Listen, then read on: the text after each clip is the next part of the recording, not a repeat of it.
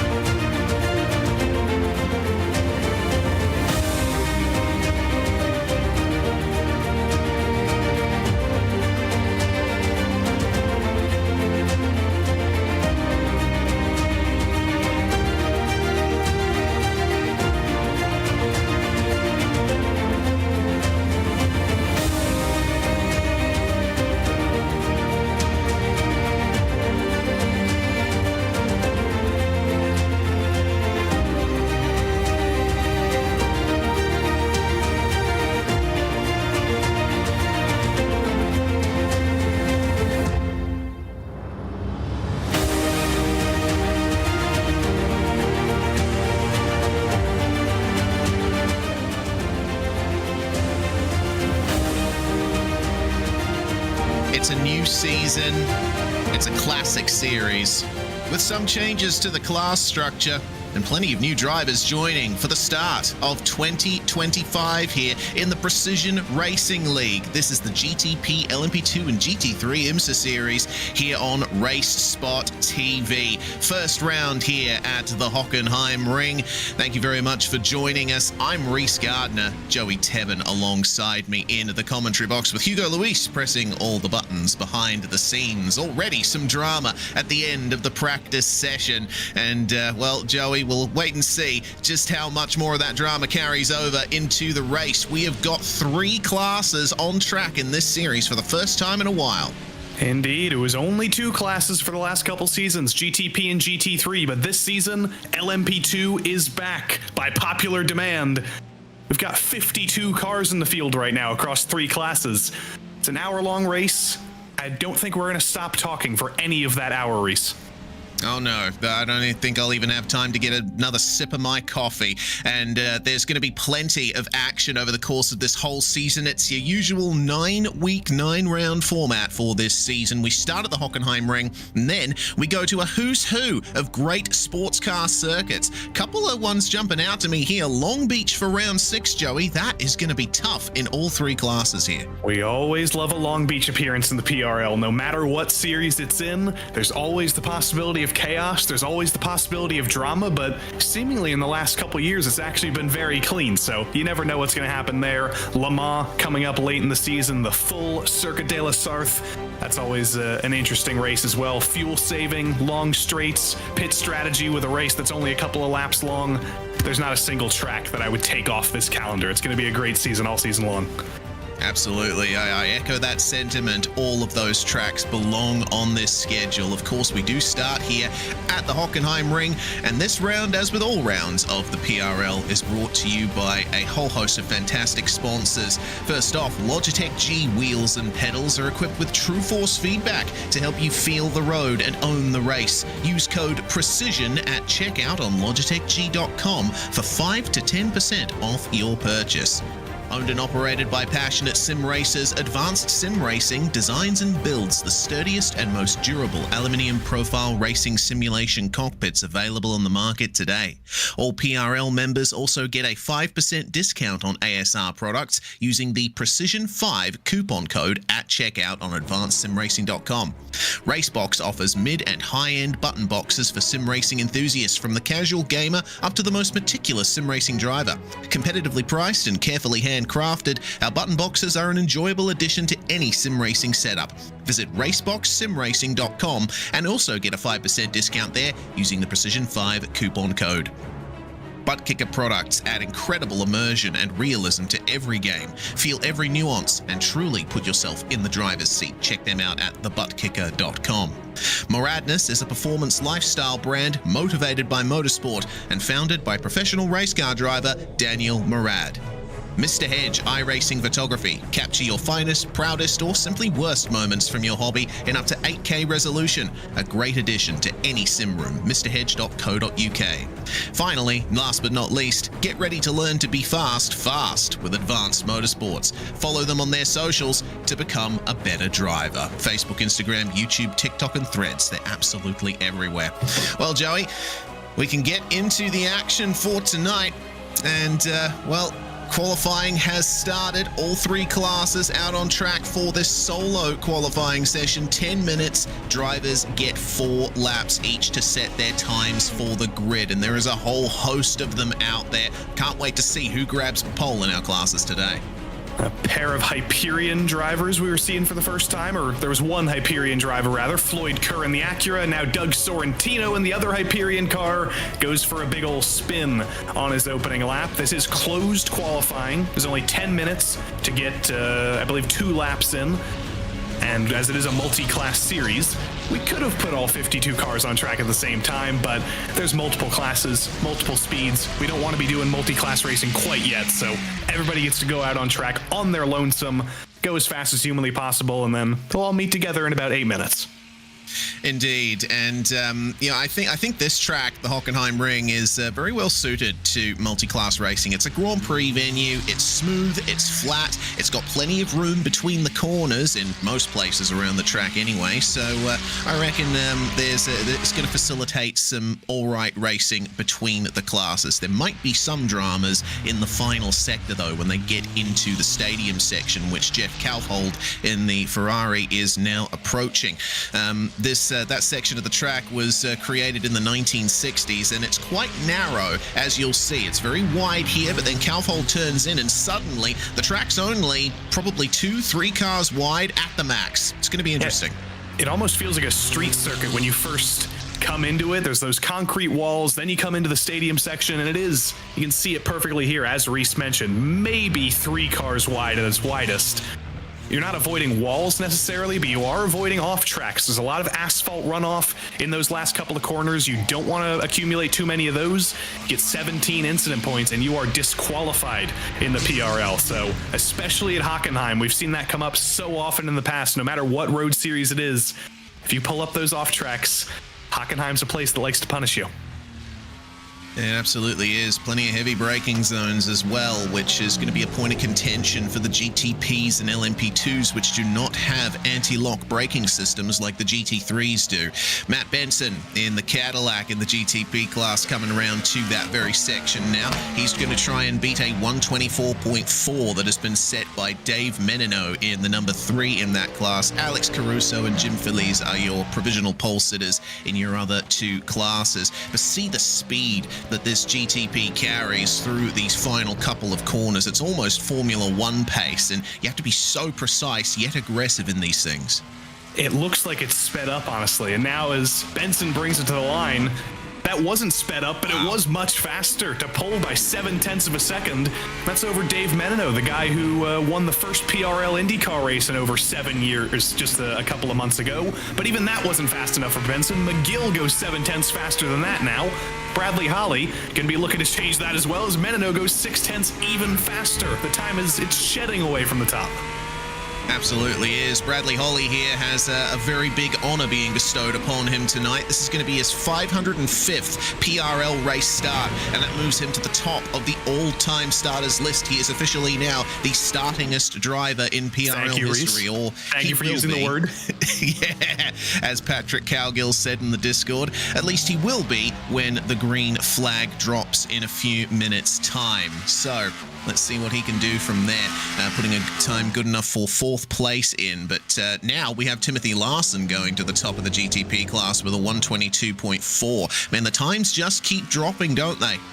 Yeah, it's like a Christmas tree with the lights set to blink on the left side. There's been about 17 different drivers on pole in all 3 categories. There's essentially been nothing to say because it keeps changing. But now, with only 4 minutes to go, everybody's got a banker lap in. There's only a couple more drivers who have real powerful laps in them. These are the ones that are really going to matter. Austin McGill out of the last corner, very, very wide. Got 2 wheels in the gravel. Not sure if this lap is actually going to count because of that. It does, but it's only enough for P3. Still 3/10 behind Timothy Larson. Got to push a little bit harder and maybe push a little bit less hard, if anything. Keep it within the lines if he wants to beat that.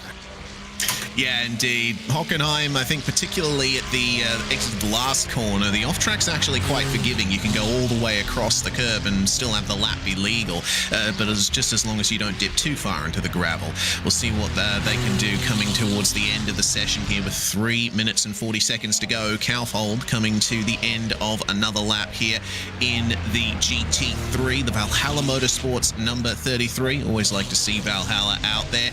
Out of the final corner, he doesn't take quite as much of the curb as we saw the GTP doing, but it's a nice clean exit, and it's going to be an improvement for Jeff, a 137.5. That's going to move him from 6th to 3rd in those standings. Currently, Derek Heiberger is your current GT3 class pole sitter. 137.2 is what the drivers need to beat. Stephen Finch now, 6th place at the moment in GTP, as we have a new provisional pole sitter again, Brandon Wilson. Tell you what, GTP is incredibly competitive.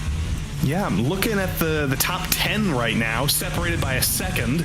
The top 5 separated by 0.4 of a second, and I think about 7 of those drivers have been on pole at some point in this session. It's going to be impossible to predict this until the last second of the qualifying session. Stephen Finch, who we're riding on board with now, he is up on his best lap through the final couple of corners. Difficult last couple of corners, off camber of sorts, hop the curb over there, then throw it into the final corner. Can Stephen Finch be yet another driver to challenge for pole? It's a 122. No, it's not. Looked like it was going to be a 122. Clock ticks a little bit too slow. Be P7 for Stephen Finch, but race 1 of the season, there's going to be chaos, there's going to be drama, maybe even on lap 1. P7, top half of the GTP field, could be far worse. Certainly could. Aaron Beaver is driving the brand new Ferrari 499P. We have hypercars in this field as well. Be very interesting to see how it stacks up with the GTPs here. Of course, there's a little bit of a difference in power application between the GTP and hypercar.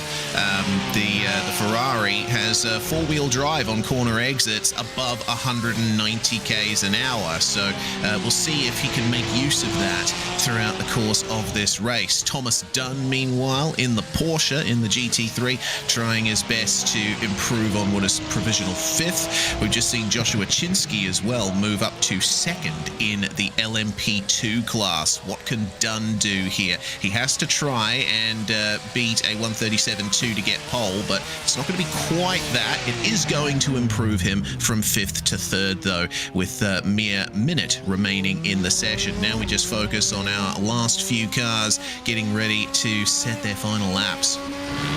47 of 8 in the hill. Driver who has so kindly submitted a headshot so we can look at his face. He does have time to finish this lap. About 30 seconds left in the lap, 47 seconds left on the clock.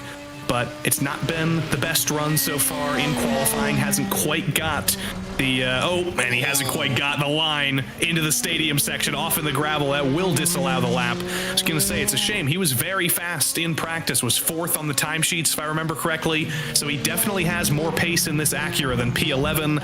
Fortunately, just pushed it a little bit too hard on the final lap of the run, and Aiden will not be starting in the top half. P11 of a 17-car field. Definitely look for him to be driving forward once we get this thing started. Indeed, and I think that's him showing his true opinion of that incident that he had on that lap. Well, just a couple of cars left on circuit, in fact. It's only Jeff Kaufhold and Peter Moller who are still on track, but they won't be able to complete their laps. It is a solo qualifying session, so it's a hard cut at the end of qualifying, and that is going to set things up for this race's grid. We have a 5-minute warm-up session in between now and the race, which means we may very well be able to go through a couple of pole laps if anyone decides to show up and talk us through their lap. But I think the drivers will be focusing largely on getting their final preparations in for this 1-hour race. It's a good time for us to talk about the format here, Joey. An hour race and a fuel tank restriction, open setup otherwise, but the drivers are going to have to make a pit stop at some point. You're going to be forced to be. You cannot pull the ultimate fuel strategy over a 60-minute race. But that's what we love about multi-class racing. That's what we love about these new hour-long races. It's not just guaranteed to be a one-stop race where you stop some point in the middle of the race. There is an opportunity for an open strategy window. There's the opportunity for unpredictability. And it's unpredictability. We can't really tell you what's going to go on until it finally happens in a couple of minutes. Yeah, indeed. Well, we do have one driver joining us for a pole lap talk through here. Alex Caruso, our pole sitter in the LMP2 category. Welcome, Alex. Congratulations on pole. Only driver to set a 1:27 in the LMP2 class. That must have felt good. Yeah, thank you very much, guys. I appreciate it. 27s always feel nice. Haven't been able to set those all week in IMSA, other than a couple sessions, so it's nice to be able to pull it off when I'm at it. All right, let's see this pole lap then from you. Obviously, you're not able to see it, but we can. They're very aggressive through turn 1 and across the exit curve as well. That exit curve at turn 1 is quite rough, isn't it? Yeah, absolutely. That's unfortunately where you find a lot of your time in the LMP2 is taking that turn 1 really aggressively and really quickly. So that's always kind of the biggest risk with your lap, is that's where you're most likely to get an X, but it's also where you're most likely to pick up time. So high risk, high reward. Indeed, same for the braking zone coming into the Spitzkehrer hairpin, the slowest corner on the lap. You're braking incredibly hard there, and the lack of anti-lock brakes in the LMP2 really comes into play there. Yeah, absolutely. Confidence on the brakes is huge with these cars.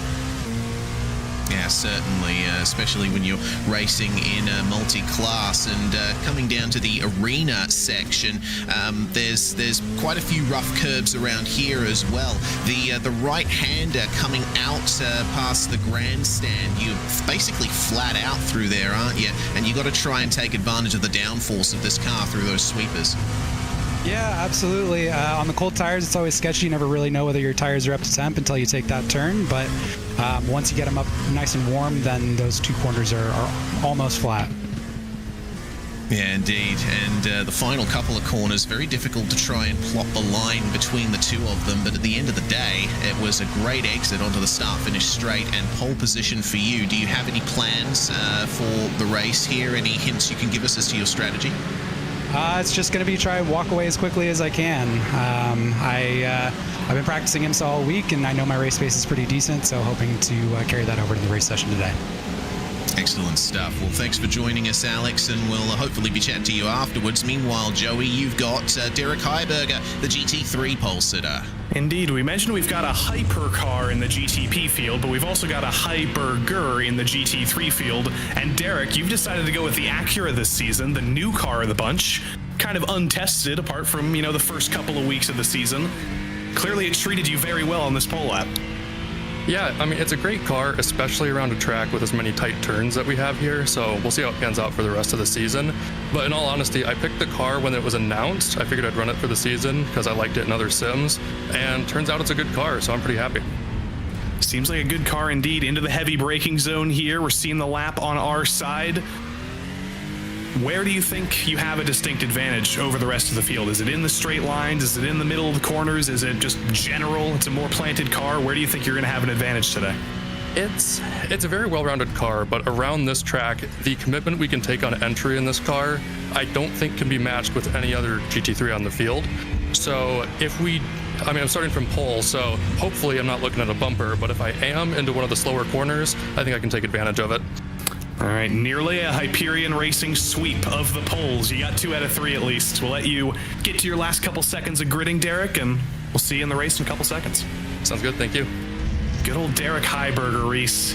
It is a very blue grid. There's a lot of Hyperion cars here, but as we see the last couple of corners on board in Derek's Acura, that thing looks planted. There's always the first race of the season jitters. There's always chaos and drama that can happen when people are a little bit unsteady, but that looked like a very, very steady lap from a very, very steady driver. It was so smooth. Let's go through the grid then. First off in the GTPs, Brandon Wilson in the 444 is your first pole sitter of the season alongside Dave Menino. Timothy Friis-Larsen starts alongside Austin McGill on the second row, and then Bradley Holly, the new most experienced road driver in PRL history, starting alongside the Casey O'Brien machine. Finch and Wildman on your fourth row with Miguel Rios and Mauricio Gallego in 9th and 10th. Aiden Hill and Nicholas Schwartz 11th and 12th. Leo Lung and Matt Benson on your 7th row with Joseph Blommel, Jeff Evans and Aaron Beaver rounding out your first 17 cars. Nathan Ray and Darian Roy did not take part in qualifying. How are the LMP2s looking? Looking very familiar at the front of the field. Alex Caruso and Joshua Chinsky, two drivers with lots and lots of PRL LMP2 experience. Ryan Long behind them, and Caleb Lehman alongside him. SRT and Hyperion locking out the front two rows. Caleb Lehman, another driver with lots of LMP2 experience, and I'm sure we'll see his Legos behind him. Justin Barrera, a newer name to the PRL, starts alongside Sam Shreves, another new name to the PRL. He's driving for Hyperion, though. That's a good sign. Eric Harmon for What a Back is alongside Doug Sorrentino. Mr. Dave Seats, representing Pennsylvania, with a name fit for a sim equipment company, starts alongside Kevin Burrows. Jason Taylor, the sixth of his kind, rounds out the top dozen with Kurt Goodson. Kevin Berquist, we're used to seeing him in, MX-5s and small open wheel cars, but he's in an LMP2 with his fellow Crikey Esports driver Ian Cabana. Evan Henneman starts 15th, and good old Papa Doug Evans, starting shotgun on the field, hoping to avoid trouble on lap 1.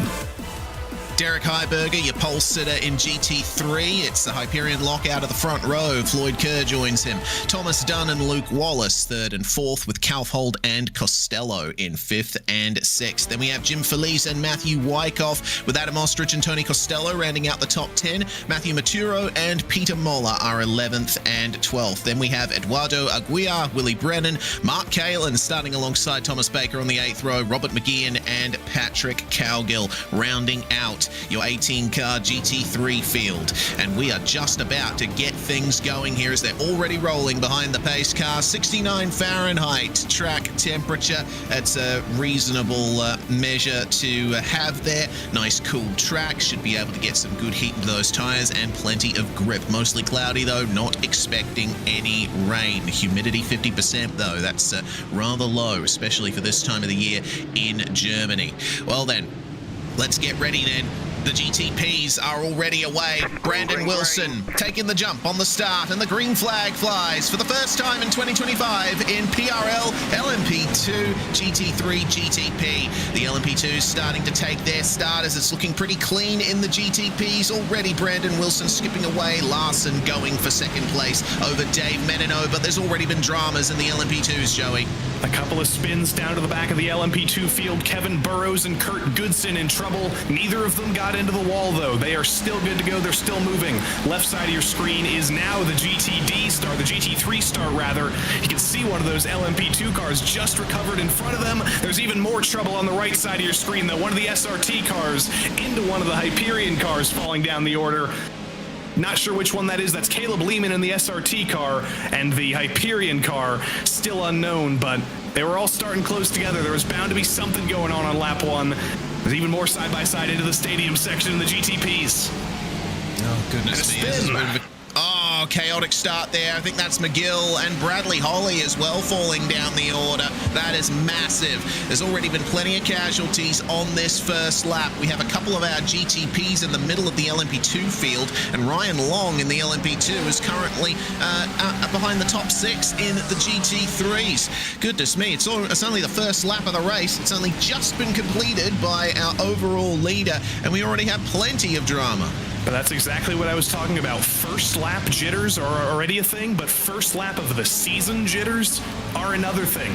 Everybody getting the first race of a new series with 3 new categories going, there's always bound to be a little bit of nervousness, and when there's multiple nervous drivers and maybe a nervous move into turn 2, there is always the possibility that it ends up coming to blows, and luckily that didn't come to blows with Casey O'Brien getting on the brakes just barely enough to not ram into the side of Bradley Holly.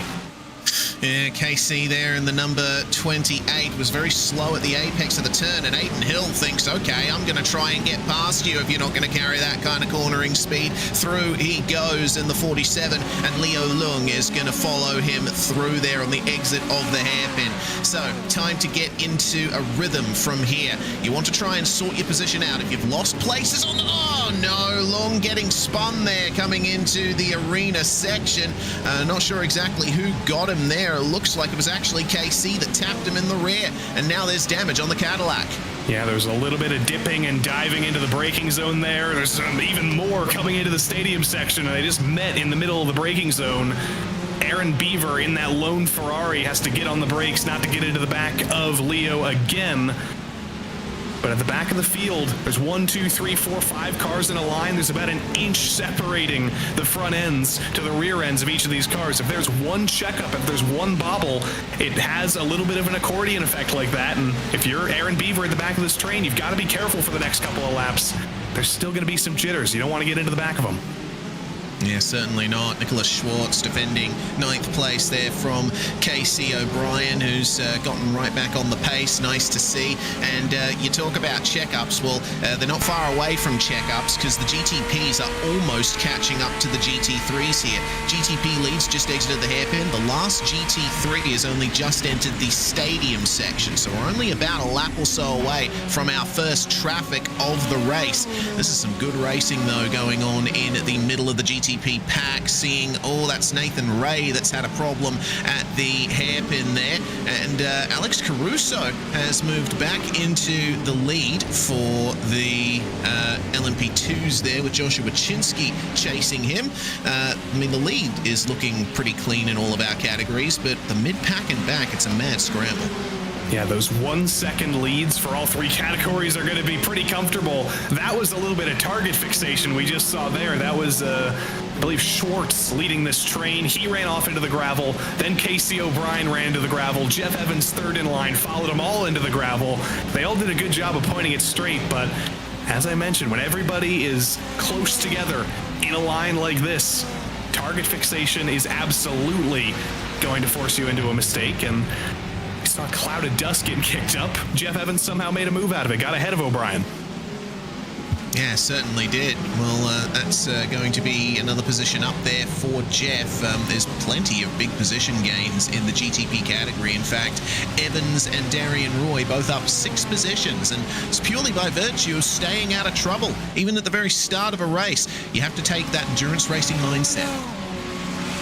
Darian Roy, that's sort of a new thing he's learned. I remember a couple of seasons ago, not necessarily that he was a dirty driver, but he'd gotten into a little bit of trouble. He had a tendency to be involved in incidents, and now turning over a new leaf, starting cleanly. That's good stuff. This is what happened on lap 1. Not actually 2 cars coming together. Kurt Goodson and the other driver involved, who I have already forgotten the name of, they were 2 separate incidents. This was not a separate incident with Caleb Lehman and Sorrentino coming together. They did indeed make contact, and one of the Valhalla Cadillacs kind of had a front row seat to that. Yeah, it looks like the biggest drama was happening in the LMP2 field. Ryan Long tried to make his way through there on the grass, but he ended up getting tapped around anyway.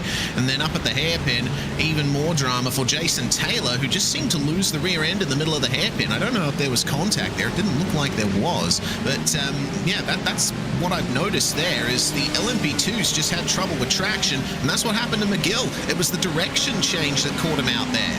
Yeah, old cold tires McGee on lap 1. Going up over the hill, it's a little bit of a crest. It's unsettling the rear end of the car. Tires still aren't warm enough to grip up. It's lucky there was asphalt runoff there, though. Nathan Ray, a little bit different, got out wide to the left to try and avoid a crash in the hairpin. Clipped the grass, actually, I think, and spun himself around. But again, this is a track designed for Formula 1. There's lots of asphalt runoff. there's lots of places where you're forgiven for a mistake. You're not going to get your time back, but you're not going to wreck your car. You're able to rejoin. You're just going to be a couple seconds down. Yeah, exactly. Plenty of tarmac runoff, and you don't stand a chance of getting bogged down in the gravel either, which is good.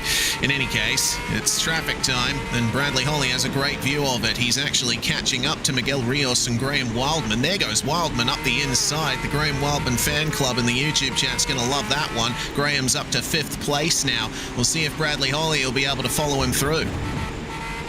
Brad, of course, continuing his tradition of the thematic camera.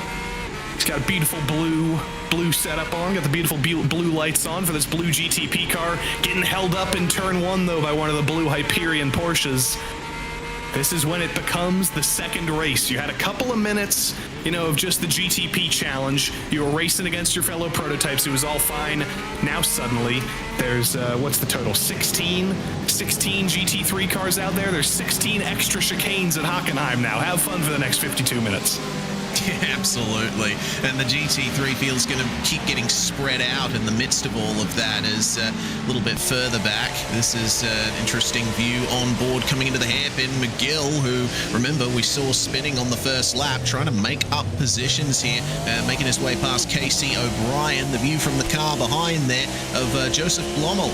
And making their way through the GT3s. That is a very difficult part of the circuit to come up on slower cars, and KC trying to get up the inside of Austin there, wasn't quite able to get it done. Casey loves to take a peek, and I think he saw this a little bit further ahead. There is a train of GT3 cars coming up. Wanted to make the move, have an advantage coming through this, because there's not even road to make it through. That was 3 wide around Peter Mahler in the Precision Racing Acura. Wildman was on the grass. I think the car in front of him, Blommel, was everywhere. It's absolutely crazy, but this is the part of the race where you do need to make sure you don't continue that cycle of mistakes. If you're a driver like Austin McGill, who spun on lap 1, I'm sure he's frustrated. He wants to be higher up in the order. He has the speed to be higher up in the order, but he's got to be careful. And you got to be careful with 2 Precision Racing cars in trouble, or Nathan Schwartz for Whataback in trouble, rather. Yeah, Nicholas Schwartz there on the exit of turn 1. I don't know if that was a solo spin or there was definitely contact. I don't know if it started the incident, but stopped in the middle of the track. Not ideal at all. He has managed to get going, though, so no further drama from there as the GTPs continue to make their way through the GT3s up to the hairpin here for this sequence of cars. McGill now trying to make his way past his Valhalla Motorsports teammate Jeff Kauf holding the Ferrari. That's what happened there. Goodness me, that is intense. Yeah, it was Schwartz getting into the side of the SRT GT3 Porsche in turn 1, and then Jeff Evans in the Precision Racing Acura. Not sure what happened to him. Didn't see the start of that replay as I was looking elsewhere, but I think he might have also gotten tagged by another car into turn 1. Wasn't a 2-car GTP incident, but was still 2 GTP cars falling down the order, and now this is the battle for the GTP lead with the battle for the GT3 lead. They've met on track for the first time. Oh, that's the view from Jeff Evans. It actually looks like, was that McGill in the brown Cadillac that tagged him in the rear there? Yeah, just a little speed differential through turn 1 can balloon into something massive because it's such a fast turn. It's a very short corner as well. A kink to start the lap. You've got to be so aggressive through there, as our LMP2 pole sitter Alex Caruso told us in the warm-up. Well, the lead for GTP has closed. Timothy Larson now right on the back of Brandon Wilson. That run through the traffic didn't work out quite as Brandon Wilson would have wanted. Yeah, this is the battle for the GTP lead, and it does become, for just a moment, a simple GTP challenge again. There's not going to be GT3 traffic for a little while. There's not going to be LMP2 traffic for an even longer while, as the lap times are fairly similar. They're only about 7 seconds different per lap. But can kind of treat this as a little bit of a calm period. Just make sure you're hitting your lines, hitting your marks. Don't throw it off the road, and enjoy it while it lasts, because you're going to be in this LMP2 traffic that's just coming through turn 1, probably 4 or 5 laps, and these guys are very, very close together. There's essentially a draft train from second all the way to the back of the field, and those are going to be far more difficult cars to pass as they are so similar on pace. Yeah, indeed. There was a period that PRL ran the GTPs and LMP2s together with no GTs, and it was always interesting seeing how the classes raced against each other. We'll be seeing more of that very, very soon. Meanwhile, GT3 battling. It's a battle of the Porsches here coming into the stadium hairpin. Joey Costello, Adam Ostrich, followed by the Acura of Tony Costello. Let's see how they work through the last couple of corners. Got an LMP2 for company, Eric Harmon, who's all the way down in 9th place. Sorry, my apologies. A little bit further back than that. He's actually all the way at the back. He's actually almost battling these cars for position. He had to get some damage repaired on the first lap. Currently 5 laps down on everyone else. And that was a little bit scary. Harmon and the leading Costello into turn 1. There's a little bit of a pinch, and there's even more pinching going on right now as the LMP2 car is not getting the chance to really shine against the GT3 machinery in turn 1. Now on the straight line, here on the backstretch, Harmon's going to pull away. He's going to clear this traffic, but he did get held up for a very inopportunely long time as the LMP2 pace and the Porsche GT3 pace kind of coincidentally evened out there. There's a dive to the inside by a Porsche. I think that's Thomas Dunn on Tony Costello, who's in the Acura. Nothing doing there. Got to take a peek when you get the opportunity, though. It's tough to pass in a GT3 car. Certainly is. Patrick Cowgill had to enter the pits. Unfortunately, had an off at the stadium hairpin, and he's actually escaped off the track there. So evidently further issues there for Patrick Cowgill, PRL stats man, who we can thank for that stat we talked about concerning Bradley Holly earlier in the show. Well, let's hope that he can get back out on track and get a result from this. We are almost a quarter of the way through this race, and everywhere you look, there's battles. The Flying Ostrich on our screen. Good to see him driving for Solpec Precision Racing. Remember, he came into the PRL as a whole a couple seasons ago as a GT4 driver. Was doing his thing, ended up winning a race in the multi-class LMP3 GT4 series that really put him on the scene.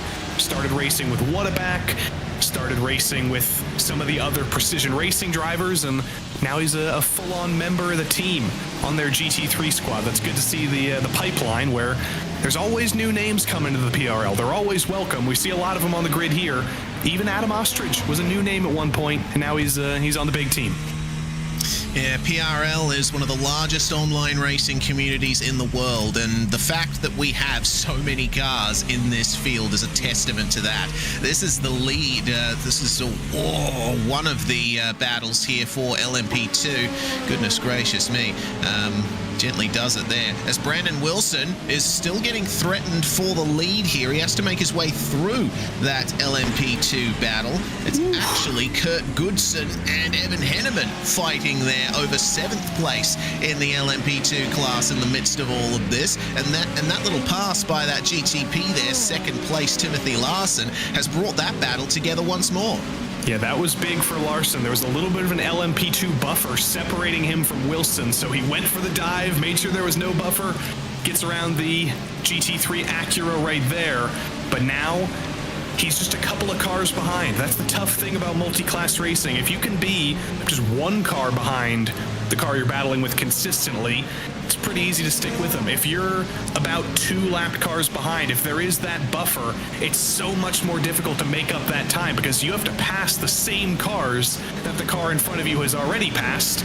You're essentially just guaranteed to lose that time. You can see there, Larson closed the gap down to about a second, made up about half a second, but now he's getting held up behind those same exact cars. He's losing all that time again. He needs to hope that Wilson gets held up even more and that buffer can disappear, because that's the only way the gap's going to come down. Yeah, you've also got to think, you've also got to think about where on the track you are as well, because if you come up on traffic in this section of the circuit on the run up to the hairpin, it's quite easy. You're just able to accelerate past them. But if you come into the twisties and if you come up on a big pack in a braking zone like this, and with a pass happening alongside you, 4 wide, Jesus. Goodness me, Mary and Joseph. A little bit of a change there.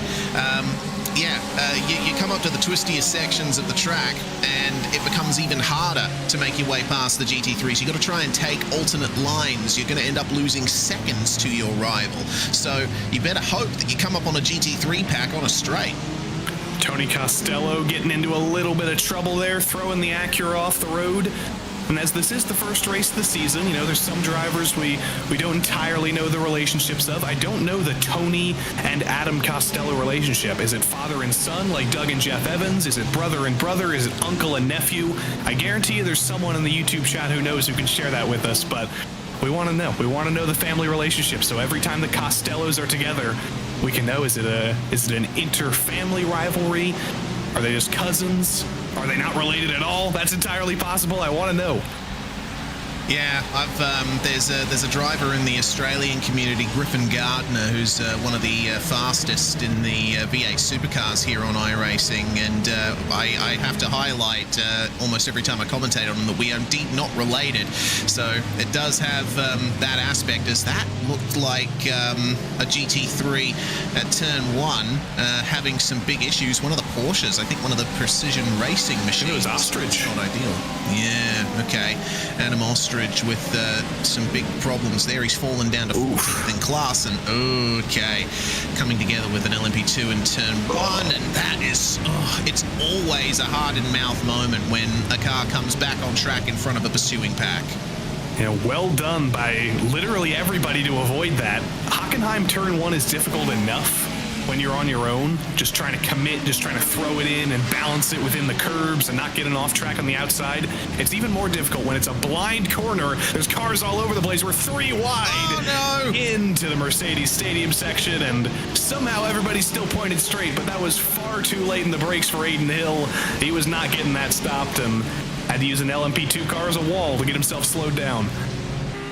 Yeah, certainly did. The onboard here, you can tell just how stressful it is for a driver here in this section of the circuit. You know, we mentioned in qualifying, it's so narrow. There's barely any room to get by, and you've really got to be careful picking your lines here. Just hope that the GT3 is going to leave you room and get on through as quickly as you can. Doesn't look too nervous, though. Looks like he's got the chill face on. He looks disturbingly like Kiwi Indy Next driver Callum Hedge from that angle. Got to make sure they're not the same guy, but he also did have a little sash in the background that said Hill on it, so we'll never get him confused for anybody else.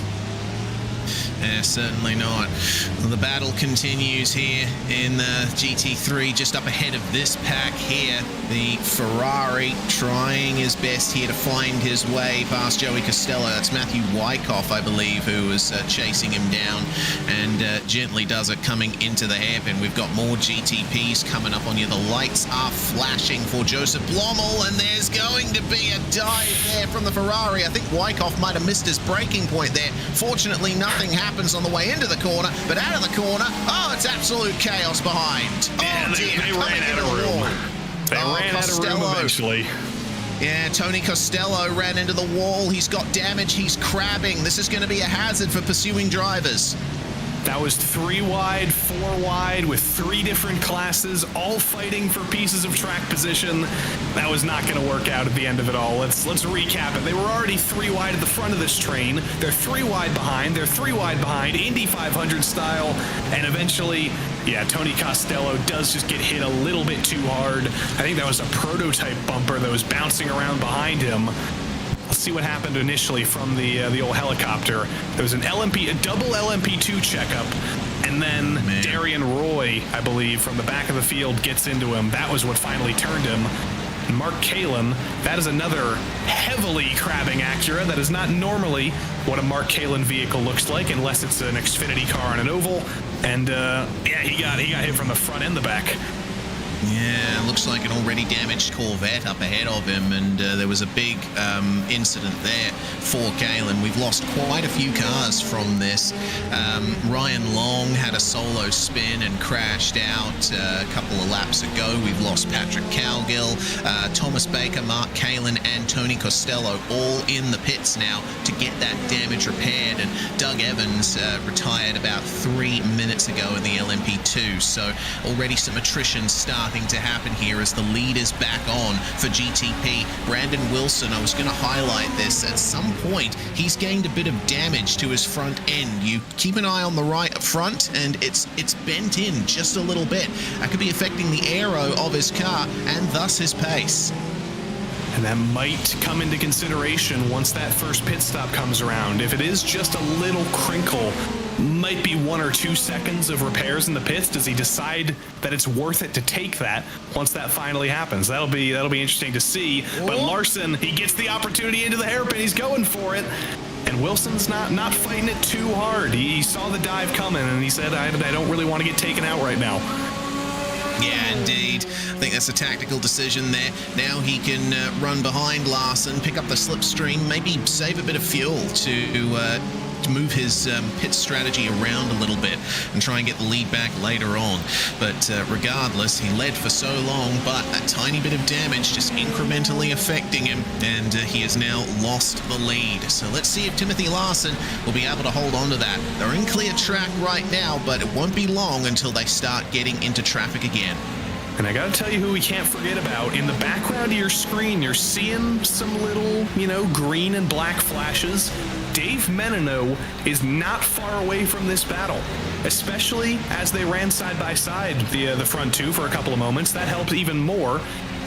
Nope, I got tricked. I got tricked by the SRT cars being painted exactly the same. That was not Dave Menino. That was one of his teammates who was a lap down, I think. So, sorry all you Menino heads. He's still third. He's still, anything can happen, but he's not as close as it initially seemed. Paint your cars differently, SRT guys. I love that the green cars and the orange cars are actually green and orange, but individually they're all painted the same. Yeah, indeed. It can be a bit confusing for us commentators sometimes, especially with as many cars on track as this. Well, Eduardo Aguiar in the number 10 GT3. Let's see what he can do, chasing down Maturo, Joey Costello, and Peter Moller up ahead of him. This is a nice little fight. It's actually a 5-car train. He's got Willie Brennan right behind him as well. Some good stuff happening here. Almost a pass coming into the hairpin, but braking zone for that corner is so short, and sometimes you can hold the outside around there because the corner's banked, so need to be careful what moves you make.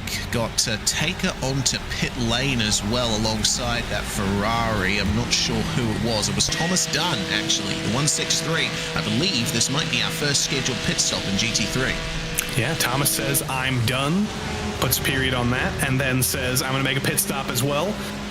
This is an interesting time to come in. I think that would most likely mean that he's going to be forced into a second stop unless he can extend that second stint even longer.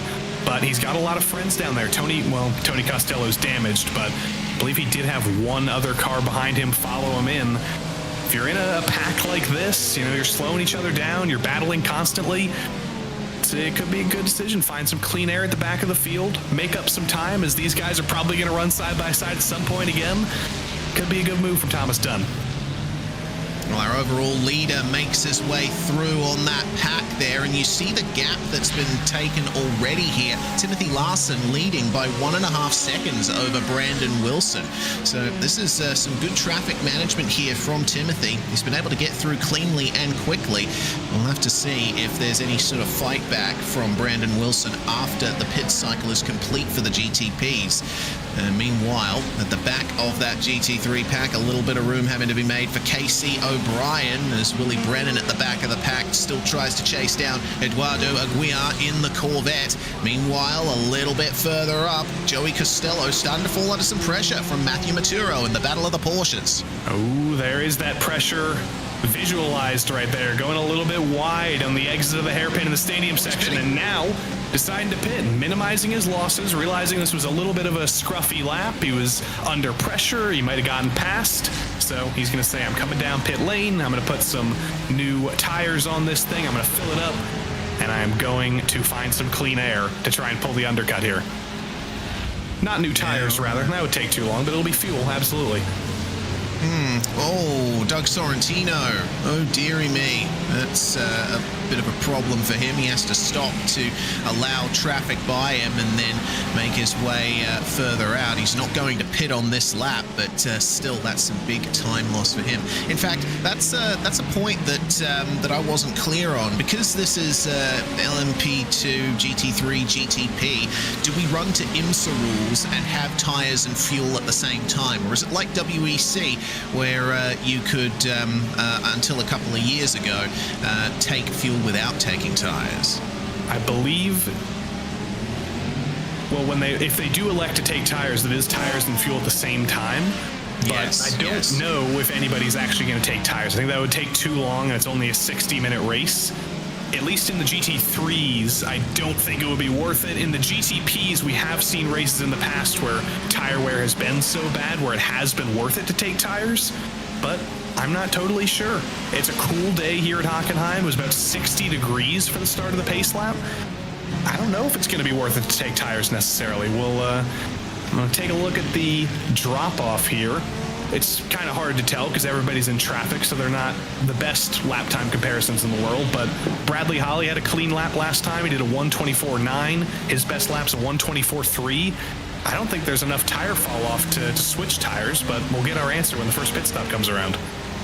And we certainly will. Meanwhile, the GTP battle between Miguel Rios and the second Ferrari in this field, with Austin McGill trying to find his way past, has to go to the outside and maybe try an over-under coming out of turn 2. Gently does it onto the straight. They're going to have some traffic to contend with. The GT3 battle we were looking at earlier, it looks like Matthew Maturo has managed to stay ahead of the Corvette of Eduardo Aguirre, and the battle still goes on into the braking zone here. Rios putting on a great defense here. McGill forced to the outside into the hairpin. It's just not possible to make a move around the outside through there. It's not like an oval. It's not banked at all. It's very, very tight. So if you can defend effectively to the inside, you've essentially guaranteed yourself to hold on to the spot. Through here, though, it is a switchback consistently of a middle sector here. You're on the inside one corner, you're on the outside the next, and then into the stadium section. It's all going to come down to this GT3 Ferrari, who both of them are able to navigate before the corner starts. There is banking on the outside here. You can go around the outside here, but it's tough to do. They're still side by side, and there we go. Well done, McGill. Lovely move. That was great. And props to Rios as well. He was positioning his car perfectly to make the job as difficult for McGill as he could. Well, that's 6th place decided for now in the GTPs, but far from over. We're only just coming up to the halfway point of this race. If you're wondering, we've seen a lot of GTP and GT3, haven't seen a lot of LMP2. That's because quietly, amidst the first 30 minutes of this race, Alex Caruso has pulled an 8-second gap over Josh Chinsky. That is absolutely incredible in a one-make category where it is still open setup. There's still differences in the cars, but they're all the same vehicle at once. They're all fairly close drivers skill-wise. Caruso has done an incredible job of traffic management and staying out of any risky business to pull an 8-second gap in LMP2. That's almost going to be insurmountable unless he runs into trouble. But pit lane's a very popular place now, Reese. Yeah, we have a raft of GTPs coming in. Leo Lung, Aiden Hill, Nick Schwartz, Joseph Lommel, and Aaron Beaver all in there. Have a GT3 joining them as well as an LMP2. Caleb Lehman in the 42, and looks like Thomas... which GT3 was that? It was an Acura. I think it was Thomas Baker or... yeah, it was Baker, because Mark Kalin's in a Mustang. Kalin's just come out of the pits himself. So... that's your second raft of pit stops there, but I'm sure we're going to be seeing a lot more in the next 10 minutes. Now, the GTPs won't be able to make it as far on fuel as the GT3s can. They do have smaller fuel tanks by default, as now it's the 99's turn to be on the defensive here. McGill being pursued by Rios. But yeah, I'm expecting the GTPs to, in general, pit a bit earlier than everybody everyone else, so they need to decide this position pretty soon. Let's see what Rios can do here. The hybrid kicking in for the Ferrari above 190 k's an hour. You see a little bit of a speed boost for him as the car switches to four-wheel drive at high speeds. Got to be gentle, though, on the exits of the hairpin because the car's still rear-wheel drive at these lower speeds. And now it's Hyperion time. The entirety of the Hyperion GT3 grid, GT3 squad seems to be directly in front of these guys. McGill did a good job of dispatching the first one. Now the Acura of Floyd Kerr. Well done to get through him. And then just one more car, Derek Heiberger, but Rios gets very, very wide through there, loses a bunch of time. And now he's got that little buffer. He gets around the GT3 leader, Derek Heiberger, but lost a bunch of time through there, and not quite as close. And Brandon Wilson retakes the GTP lead. Yes, indeed. That is a good run there from Wilson. He was building up to that, I think, and Timothy Larson was caught up behind Thomas Dunn in the 163 GT3, and that was the change for the lead there. It's changing back now out of the hairpin. Larson gets it back. I think this battle's going to be going on for quite some time. Yeah, Wilson had the lead retaken, and then out of the hairpin, just got a little bit too eager on the throttle, getting out of it, and that allowed Larson to get right back by. As soon as he lost the lead, he was able to repay the favor and get it back again. Now I wonder, what do these two decide to do here? There's going to be a little bit of GT3 traffic up ahead, but it is past the halfway point in the race. Do either of these guys elect to search for an open spot of clean air on the track, bring it down to get out of this battle with each other and save a little bit of time? Both of them say absolutely not. They're going to go even further and try and resolve this battle for first on the track instead of doing it on pit lane, which I love to see. Yeah, the debate as well for Wilson is, does he get that damage repaired? Because there's no fast repairs in the Precision Racing League, to my knowledge. So Brandon Wilson may have to carry that slight bit of damage with him for the rest of the race. Certainly hasn't affected his pace as much as I thought it would, but it might still be a factor. Yeah, I think at this point, when it's this close, you can't get your damage fixed. You got to get out as soon as you possibly can. It's not going to be required. So, yeah, I think that'll be what he does. Poor old Dave Menino, who mentioned he was in sort of an outside third place, hoping to make up if these two guys end up running into each other later on in the race. Unfortunately, an LMP2 car literally broadside across the track, removing all the asphalt from the racing surface. That kind of forces you to lose your spot. Yeah, well, Menino decided to jump into the pits right after that, and a very wise decision indeed. You know, you're on track, you think, oh, I've lost time. It looks like Kevin Burrows and Mark Kalin were who came together there, and Menino having to take a little bit of trouble there. One GTP slipping through between them on the grass. That was quite impressive. Regardless, Menino taking his pit stop there. Bradley Holly also pitting on the same lap there. They're currently 8th and 9th with the top 7 in GTP still to come into the lane. Oh, good Lord. That was dicey. That was an LMP2 car. They're much, much tougher to pass. Did not see which one specifically that was, but it caught Brandon Wilson out, slowed him down quite a bit, and now we're going to see an identical thing to what we saw in the previous lap. Can Timothy Larson get back ahead of Wilson? Can he repay the favor? I think they're going to clear all of these GT3 cars before the braking zone. It's going to be close with the Precision Racing Acura. Wilson does manage to stay ahead. They caught the 997 of Peter Mahler just at the wrong time. But again, he's going to get a bad run out of the hairpin. He's been very bad at getting on the throttle through there and spinning up the rear tires. Luckily, Larson didn't get a great run out there either. He holds on to it for now, but if Wilson wants to hold on to this win, he's got to figure out the throttle application out of the hairpin. That GT3 behind them is Mark Kalin. I want to apologize. I was used to seeing Mark Kalin driving a Mustang, but apparently he's not the Mustang in question. He's in an Acura now.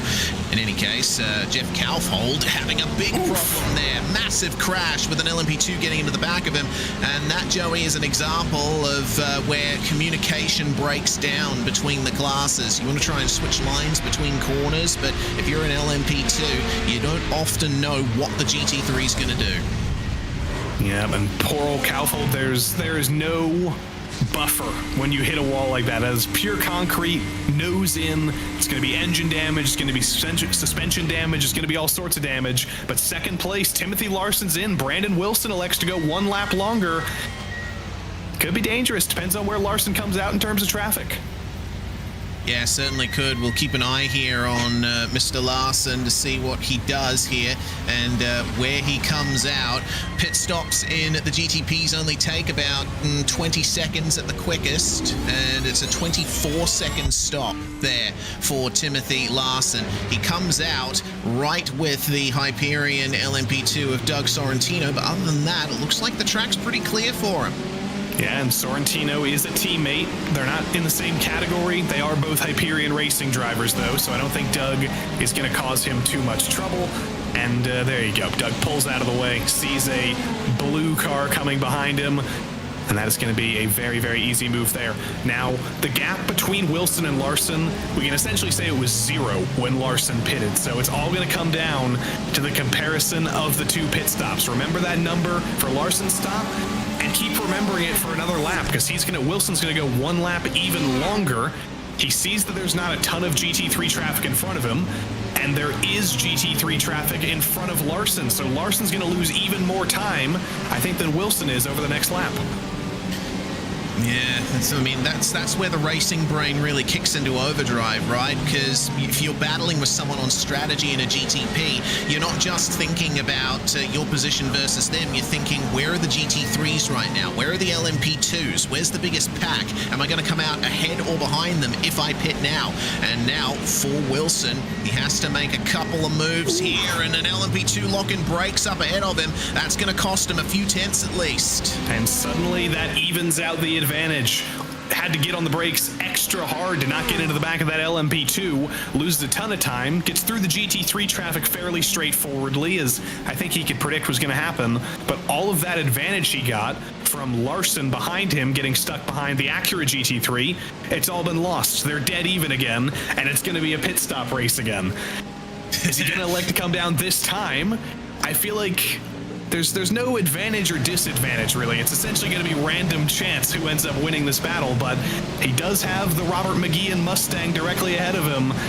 Minimize getting held up, pull hard to the right here, and yes, he does exactly that. Wants no business being stuck behind a Mustang. Now we got to remember the old pit stop times was 23.4 seconds for Larson. Keep an eye on Wilson's time. Indeed, coming into the lane then, just as Larson is making his way towards the stadium section now. The gap between them looking to be about 39 seconds on the way into the lane. So let's see, you got to factor in not just the pit stop time, but the time it takes to tour through pit lane and to get back up to speed again. A little bit of traffic for Larson just up ahead of him as he makes his way through the final couple of corners, and Wilson's pit stop is complete, and it is much quicker. 21.2 on my timing, and he's going to come out ahead. Yeah, that is much better, and he's fully up to speed. Larson is going to be a little bit quicker here on this short straight into turn 2, but he's not going to make up 2.5 seconds of time. And there is Wilson out right behind some GT3 traffic. He's going to lose even more time, but that is the biggest buffer he's had all race. He is going to have multiple cars between him and Larson. And there's a GTP car between them as well, a lapped GTP car. Didn't see who that was. I think that's Graham Wildman. It is. Who may cause even more trouble. Larson's not going to have an easy time passing him unless he lets him by.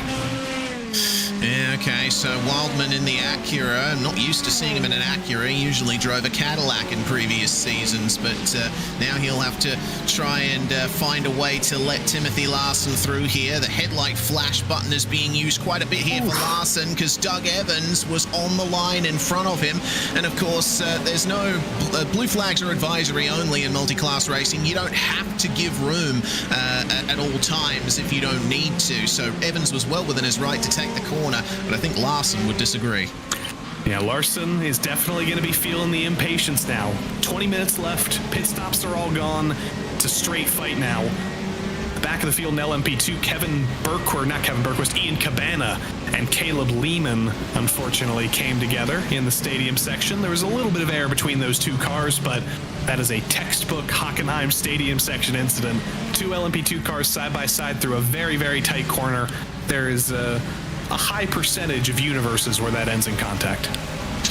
Oh, certainly. Yeah, you got to be very careful in the stadium section here. Man, this race has flown by. We're in the final 20 minutes now, and we've still got plenty of battles to work out. All of the GT3s have pitted. We still have one GTP, Darian Roy, yet to come into the lane. Joshua Chinsky, Sam Shrivas, Dave Seats, and Doug Sorrentino in the LMP2s have not come in, but everyone else has pitted so far. So just waiting on those final few machines to get their tanks fueled back up, and we can get back going again. This GT3 second place battle between Luke Wallace and Floyd Kerr still not worked out just yet, but Hyperion are having a great time in GT right now. They lock out the top 3 spots. I applaud the drivers who are the lone representatives of their manufacturer. Luke Wallace is the only McLaren in the field, and he's done a very, very good job in this car. Currently running second, legitimately second, as everybody in GT3 has made their first and final stop. He doesn't have any teammates in this McLaren. His teammates are all driving Acuras and Porsches and things. Speaking of Porsches, Adam Ostrich in the 96 gets a little tippy-tap from Kevin Bergquist. Poor old Ostrich. It started so well, and it's only gone wrong since the start of the race. Yeah, and it only got worse after the contact, because look at this as the rest of the cars come through at turn 2. Ooh, almost a little tap there from the GTP that was coming up to him there.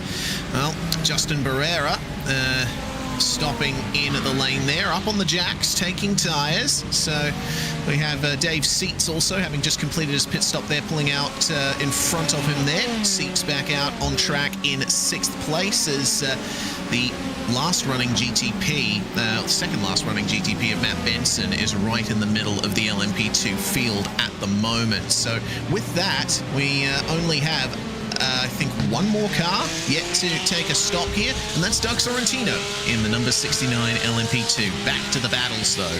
GT3 still working out here between Thomas Dunn and Willie Brennan for 10th.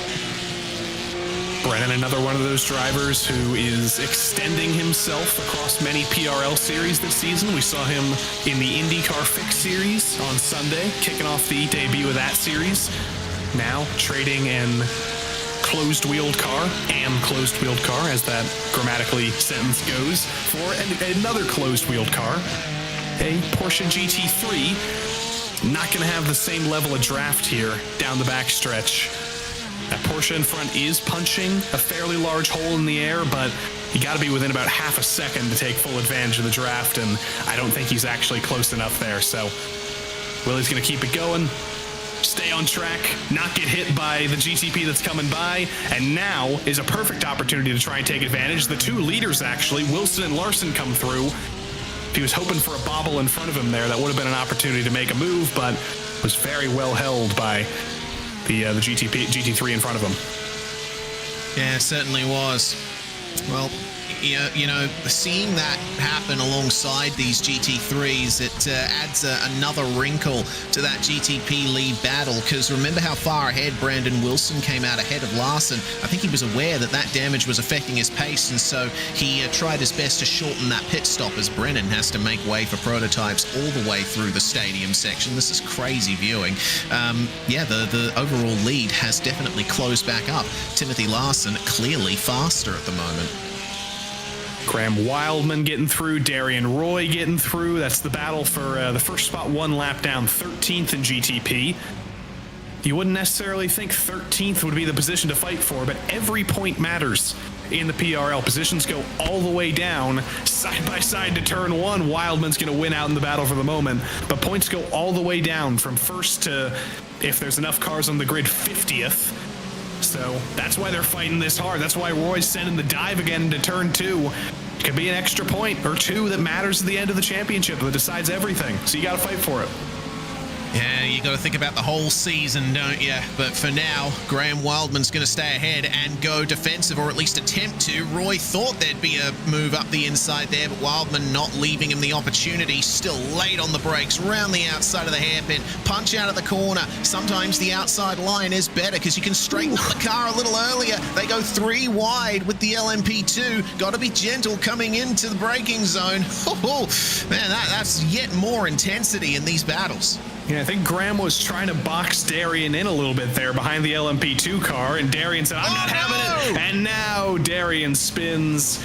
A little bit of frustration maybe. He was flashing the lights a little bit earlier. Frustration leads to mistakes very easily. Yeah, poor old Darian ends that battle spun in the asphalt. Well, that's going to be a little minor celebration in the camp of Graham Wildman. That's what happened to Roy. He just caught too much of the curb. That unsettled the suspension and spun the car around on the compression. You got to be wary of that here at Hockenheim. The curbs are mostly wide and flat, this being an F1 circuit, but you got to say some of these curbs are quite rough, especially on those stiffer suspension cars. And there's little grooves in places, especially in the final corner, where if you get a tire stuck in the groove, stuck in the rut, it spins itself up a bunch, so your left side tires that are in the groove are spinning, and your right side tires that aren't in the groove are kind of trying to run normally, and it spins you around instantly. So you have to be careful. Lots and lots of places here, especially in a very light prototype, that if you start spinning, you're not going to stop spinning. It's a deceptively difficult track. You know, people, as an Acura despawns ahead of our leaders, it can bite in many, many places. Yeah, certainly. It looks like that was Robert McGeehan that just exited there. Saw that telltale stream of smoke. Obviously, there was some big incident there. So look at Thomas Baker here. That's what picked up the smoke, and then McGeehan's going to come through there in the orange Mustang there that I misidentified as Mark Kalin earlier, and now he just has too much damage. He tried to make his way through, but man, when something like that happens in front of you and you're already committed to a corner exit, you don't really have much time to react. Bonk.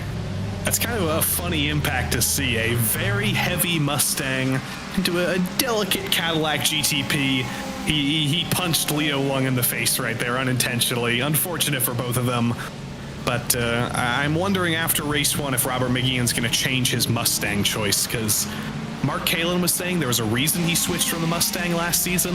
I think Robert McGeehan, as nice as it is to drive a big old burling American muscle car, it might not be the right car for him for the rest of the season. We'll see what he decides. Yeah, indeed. You're able to change your car choice between round 1 and 2, but you will have to stay committed to the rest of the season. If you change cars late in the season, then you basically forfeit all the points that you got up to that point. So let's see what they can do. Further on forward here in the battle for 4th, Jim Feliz and Jeff Kaufhold. Feliz, very quick driver in the GT3 Open Series that runs midweek here at PRL, and I noticed he was very much a Porsche man when I was brought on for that series, but now he is one of many drivers who have switched to the Acura, the new Acura NSX. Beautiful car, got a lovely engine note, much like the McLaren. Let's see what he can do as we check out a replay here. Justin Barrera tried to go around the outside in the stadium section, but it's very narrow. Then if a GT overcommits on the inside, then there's not much you can do. Yeah, the Hyperion Porsche just got a little bit deep, just got a little bit high, and exactly, just inches in it. Didn't expect the Porsche to be a couple inches higher than he was, and he actually ended up depositing himself perfectly next to a Marshall post. So if he's so elected not to keep going, that was the perfect place to be dispatched. But he did keep going, and Matthew Wyckoff is keeping going. A little bit lower in the order than he was hoping to be, but top 5, top 4, both of them are on offer, and both of them are directly in front of him. He's a little bit too far back to go for a dive into the hairpin this time. He agrees with me. He doesn't go for it, but I think he's faster than both of these guys. Depending on how it goes with some GTPs coming through, I think the number 4, I think he's looking at position number 4. Yeah, could potentially go for it. I'm familiar with Matthew Wyckoff here. He races quite a bit in the LMP3 and GT4 challenge and was the series organizer last season as well. So he's got plenty of experience in multi-class disciplines and trying to manage traffic, etc. It's a little bit faster than the Porsche Cayman that he was driving in the LMP3 GT4 series, but it's no less intense as he catches right back up to Kaufhold again. This battle for 5th is going to continue for quite some time, but I think with a lot of respect, a healthy amount of respect. They are teammates after all, and oh dear. Well, that's a commentator's curse. No respect for Bradley Holly. No respect for Bradley Holly there, and the 4th placed Acura that was ahead of both of these guys has gotten spun around as well. 2 GT3 cars, I believe, getting hit by 2 different prototypes. That's Jim Feliz, actually, who instantly drove it back down pit lane. Man, that's such a shame to see. You know, it's just a case of cars coming together. Felice gets spun first, and then Wyckoff immediately gets spun thereafter. So, Bradley Holly, I think a bit too aggressive up the inside. But, you know, when there's so many cars around you like this, your decision making is compromised, right? You can't see everything at once. You basically got to hope that you're in the gap that you need to be in, and sometimes it just doesn't work out that way. Now, Reese, I know in Australia everything's upside down, you know, times are a little bit different, but somehow 52 minutes have passed. There's only 8 minutes left. I don't know if you can believe that, but there's 8 minutes left. There's about 5 laps left, if I'm doing my math correctly, maybe 6 laps, and our leaders are still separated by a second. This is still totally undecided, and it's going to come down to traffic management here. It's flipped maybe 5 or 6 times here. Wilson's had the advantage in traffic. Larson's had the advantage in traffic. And now somehow it seems like it always does. In a multi-class prototype race where literally anything can happen, it's going to come down to a 10-minute sprint at the end of it. It's been a crazy, action-packed event so far, and I've loved every second of it. We still have quite a bit to go. 7 minutes and 30 seconds on the timer, plus maybe the better part of a lap, depending on when they cross the line. Making their way through the GT3s. Willie Brennan having to make way for his teammate there at Hyperion, as Larson continues to try to chase down our pole sitter, Brandon Wilson. Brandon's been doing very well here. He's overcome that slight amount of damage. He's overcome the passes, any sort of strategy spanners thrown in the works. He holds on to the lead by 1.5 seconds, but that gap can vanish in the blink of an eye. Yeah, even though Wilson was the pole sitter, he's still, I think, the slower of the 2 cars in terms of race pace. Not just because Larson has the fastest lap, but when Larson was able to take the lead, he was able to pull away. Wilson's not able to do the same thing. He's able to manage the gap, though, because he's better at navigating traffic. If this was a GTP challenge series, if there was no traffic, Larson would win this race, but that is not what this series is. There is multi-class traffic to be navigated the entire time, and Wilson has just done a consistently better job of doing that.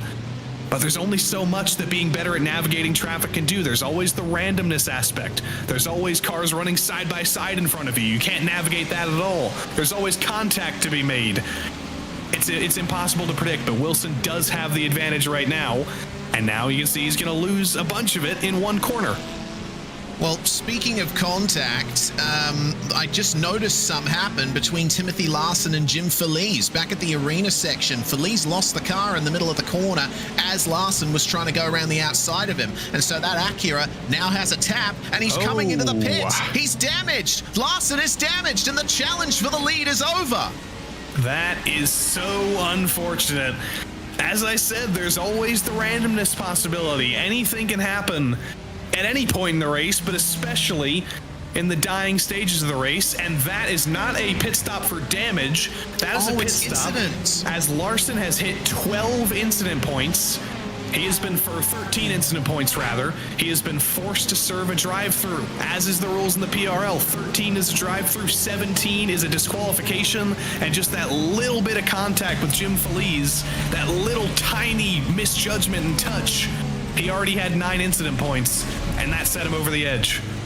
Yeah, 4x incident points for that slight bit of contact. And man, how would you be if you were in Timothy Larson's shoes, chasing down for the lead of the race, and then the incident limit is reached for a drive? He's still second somehow. I expected him to lose second, but he was so far ahead of Dave Menino that he technically hasn't lost anything. He's lost a chance at the lead, but it could have been worse. Yeah, certainly could have been, but again, you know, his challenge for the lead is basically impossible now with 4.5 minutes remaining. Brandon Wilson leads by 14 seconds. That is just an incredible development here in the dying minutes of this race. Now, what if Wilson gets a drive-through too? We would drive-through off. We'll see. And as Patrick Cowgill correctly points out in the chat, I'm a little bit behind in my PRL Road Series. The rules now, it's 15x for a drive-through, so Larson had acquired 15 incident points, and then you get another drive-through for every 5 after that. You don't get disqualified, so still harsh penalties. You still have to make sure to keep it within the confines of the track, but there's no getting kicked out of the race. Because a lot of people have been getting incident point black flags. Aiden Hill, I assume, is one of them. There's 2 for loss of control right there. Yes, Mark Kalin and Casey O'Brien also having black flags there, and I believe Nicholas Schwartz might have gotten one as well. So late on in this race, we show that you know, the drivers who were not able to keep it 100% clean throughout the whole race, unfortunately, are now having their result fall by the wayside. This has been a very interesting event to kick off the 2025 season here in the PRL, GTP, LMP2, and GT3 Challenge. Well, the lead for Brandon Wilson is unassailable at the moment, but if he has one more incident, one more contact, he might go over that incident limit. And we can't see exactly how many incident points drivers have, but we can be sure that Brandon Wilson has at least a few. Yeah, judging by the fact that there's a crunkled end fence on the front of that car, there's definitely going to be a couple accumulated, but he can afford to back off a little bit here. He doesn't need to be aggressive. He doesn't need to push through traffic. He can afford to get held up a little bit. He has a 13-second margin over second. There's only 2 laps to go. He can lose 6 full seconds every lap and still win this race. Brandon Wilson, he's not going to be crawling. He's still going to be going, you know, reasonable speed, but he is not going to be pushing because he doesn't want what happened to Darian Roy to happen to him and then lose it all with 2 laps to go. Yeah, absolutely. Darian Roy, he was ahead of Aaron Beaver there. He will get, oh no, he won't get another position back over Casey O'Brien because I think he's just exceeded the incident limit himself. I think he might get an additional penalty for an unsafe pit entry there. Eduardo Aguiar spinning it in turn 3. That is an odd place to spin, but there was no contact. Just got himself unsettled a little bit over the curb on the left side and gives those marshals a little show of that beautiful livery. Yeah, it is a very nice livery that he's running there. Shame that it's got a couple of dents in it now. Yeah, turn 3 at Hockenheim is always difficult because, yeah, it's basically flat out in every single car. Oh dear, oh dear, oh dear. Ooh, okay, calm down. Little bit of rallycross. Yeah, that was Lung and Rios. Cabana. Yeah, Lung and Rios and GTP were already punching each other, and poor old Ian Cabana was just the little LMP2 in the middle of the fight. He had nothing to do with it, and he ended up the worst off. Yeah, running across the grass and the access roads like that might have gotten some damage to the floor of the car, which is incredibly important in the prototypes. They produce most of their downforce through that underbody aero. So this late in the race, getting that kind of damage, he's got to be careful because now he's under threat from Kevin Burrows. There's Leo Lung here racing with the number 78, and well, he tried to find his way through, but I don't think he realized the LMP2 was still alongside. No, he did everything he could to stay out of the way. He was like, guys, I know you're fighting. Please don't hit me. And Leo just kind of comes over and punches him anyway. It's unfortunate that as the SRT Acura just kind of pulls out of the way. Tony Costello, multiple laps down. He's got damage, doesn't want to hold anybody up. But Leo Lung in that beautiful lavender GTP not being as nice and flowery as his car colors are there. Indeed, the white flag has only just been thrown by Barney up in the flag stand, and Lung taking a spin himself there. It's interesting, Brandon Wilson crossed the line with literally 0 on the timer, but of course the automated system, oh dear, spin for Wildman as well. The automated system added an extra lap there, so it's one more victory tour here, potentially, for Brandon Wilson. Timothy Larson has made up a little bit of time. It's about 13.5 seconds, the gap for the lead, but that's still unassailable unless Brandon Wilson has a mistake or a crash or something on this lap. But look at how clear the track is ahead of him. I don't think he's going to have any issues. No, he can break 1,000 feet earlier than he has to, and he will still win this race very, very easily. And I think this is going to be a story we talk about all season. With the craziness of this series, with many, many classes on track at the same time, you're going to have to stay out of trouble. You have to minimize your incidents, and you're going to have to be fast through multi-class traffic. And Brandon Wilson did all 3 of those things exceptionally today. Absolutely did. 2 more corners to go. Now only one. They're basically one long corner here at the end of the lap. Brandon Wilson out of the last turn across the line is our first winner of 2025 Season 1 in the PRL GTP category. An excellent drive, to be sure. Meanwhile, in the second place, Timothy Larson just coming across the line. Another sterling effort. Yes, he had to take a black flag for incident limit, but there was, other than that, a pretty flawless race from him. It's still on, meanwhile, between Bradley Holly and Nathan Ray for 5th place, and they're working their way through traffic. There could be a final change of position here, but Ray needs to find his way through the GT3 first, and he dives to the inside, but Bradley Holly covers it, runs out wide, gently does it through the final corner, and Holly, I think, has gotten a slowdown. Potentially, that's just given Nathan Ray the position at the line. Brad pushing too hard in the final corner. Don't think he's going to be, he's probably going to be kicking himself a little bit, but it was only for, I think, 15th place at the end of it all. So, no, 5th place rather. Could have been worse, but 5th and 6th, not too bad. Derek Heiberger crosses the line in first in GT3. That is 1 win of 2 classes here for Hyperion Racing, and it's going to be 2 from 2. Alex Caruso, absolutely fantastic drive. I mean, I always say it's a mark of how well a driver does if we barely give them any airtime, if they're in the lead. Alex Caruso was so far ahead of everyone else, he wasn't under threat at all. Yeah, he had like an 8-second lead about 10 minutes into the race. He was untouchable, and that is potentially the mark of a driver who's going to be near impossible to beat this season. A little bit of sportsmanship at the back of the field. GT3s pushing each other across the line, but yeah, Alex Caruso, 3rd win in an LMP2 car for him. He's going to be tough to beat in the championship. And Derek Heiberger, 1st race in the PRL, 1st win in the PRL, 100% win record for the GT3 driver. He might as well retire now. Yeah, or win 9 more. You never know. Potentially. Well, here are your results from GTP. Brandon Wilson in the 444 crosses the line P1 with Larson and Menino completing the podium. Finch, Ray, Holly, Rios, McGill, Gallego, and Blommel are your top 10. The top 9 all finishing on the same lap. Graham Wildman finishing a lap down with a late incident there. Wasn't quite the race that Wildman would have hoped for. Finishes ahead of Aaron Beaver and Darian Roy as well. Roy had a very rough race, as did Aiden Hill. Leo Lung with some late incidents too. Casey O'Brien, it all went wrong for him at the start of the race. Nicholas Schwartz with an incident black flag. Matt Benson and Jeff Evans rounding out your 19 cars in GTP. In the LMP2s, meanwhile, Alex Caruso and Joshua Chinsky, your top 2, separated by 20.5 seconds at the end of the race. That's an incredible run from the 89. Caleb Lehman gets a podium. Beautiful job there. Sam Shreves and Kurt Goodson round out your top 5, with Taylor, Berquist, Henneman, Burrows and Cabana rounding out your top 10. Behind them, Doug Sorrentino and Justin Barrera finished 2 laps down. Eric Harmon with a rough race, and even rougher for Dave Seats and Doug Evans. Ryan Long, unfortunately, retiring very early.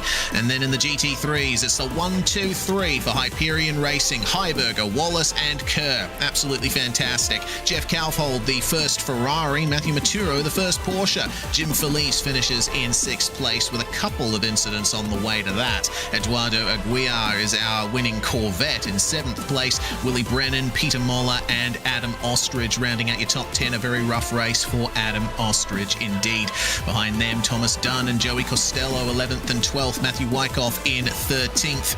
And then Mark Kalin finishing 7 laps down with Wyckoff, 8 laps down for Costello, Tony Costello and Robert McGeehan, and Thomas Baker 14 laps down. Patrick Cowgill retiring very early in the Valhalla Motorsports car.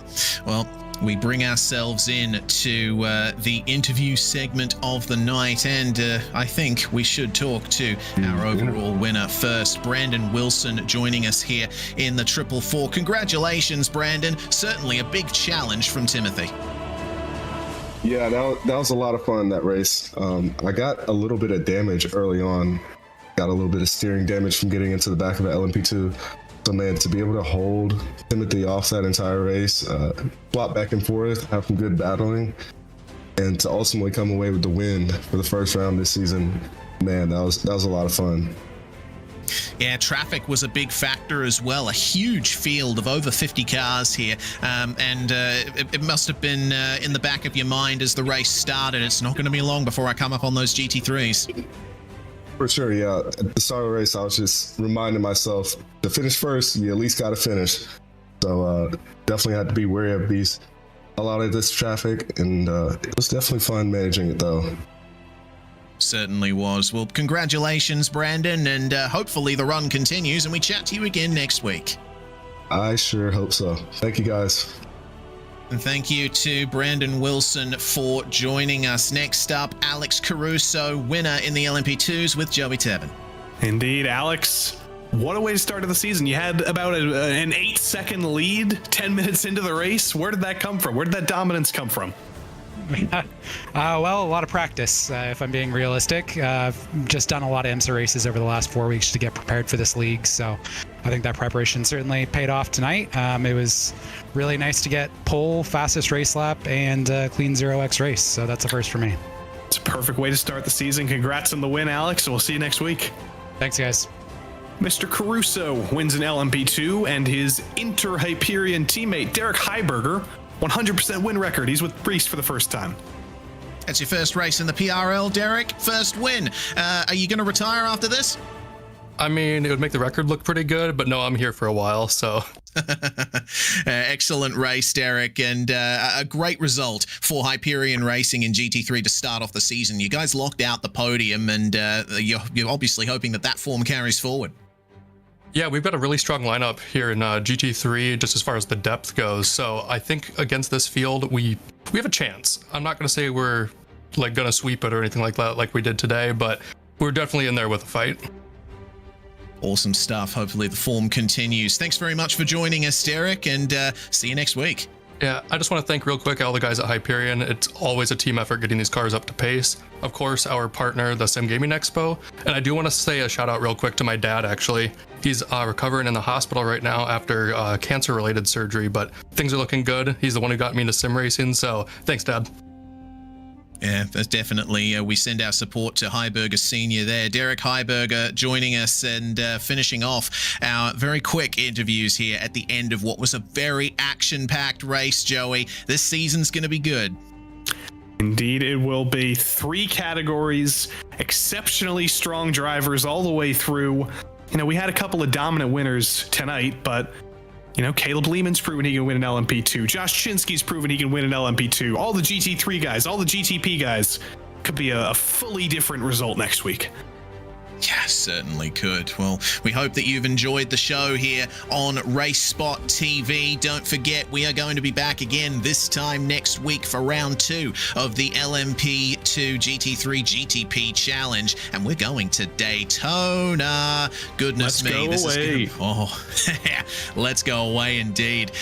Concurrent with the Daytona 24, so this is going to be a very good preparation round for drivers competing in that event. Looking forward to it. Hope to see you there. I'm Reese Gardner, Joey Tebbin with me in the commentary box, Hugo Luis pressing the buttons behind the scenes here on RaceSpotTV. Thanks for watching. We'll see you next time.